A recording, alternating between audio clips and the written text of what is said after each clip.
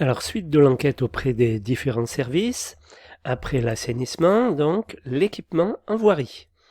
Situation existante, plan, profil en long, en travers, vue en plan, classement des routes environnantes, alignement actuel. Situation future, existe-t-il un plan général d'étude des voiries de l'environnement? Existe-t-il des contraintes particulières de raccordement, carrefour, ou des obligations d'entrée ou de sortie? Existe-t-il des zones ou des limites non édificandi sur lesquelles on ne peut rien construire? Comment sera classée la voirie après aménagement et qui en assurera l'entretien? Quelles sont les conditions à respecter pour que les voies soient classées? Y a-t-il modification des alignements? Études, travaux, financement. Quelle est précisément la mission de chacun des intervenants?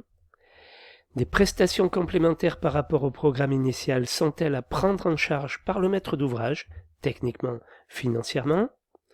Liste des pièces à fournir par le concepteur afin de permettre l'examen du projet. Alimentation en eau potable.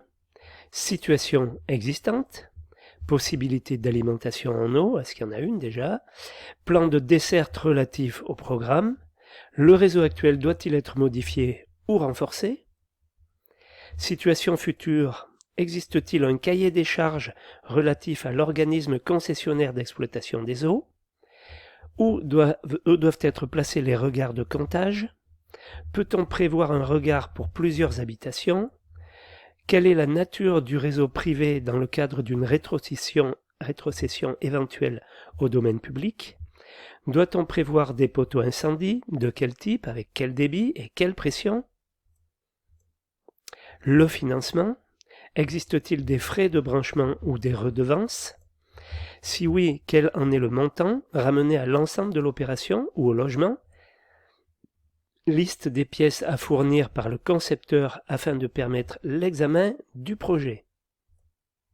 Ensuite, l'alimentation en électricité, situation actuelle, plan de desserte de la zone avec éventuellement les servitudes, câbles souterrains ou aériens, recensement des projets importants qui, sans être liés au programme, peuvent avoir une influence sur l'opération étudiée, situation future, quelle sera la nature du courant et le voltage du programme?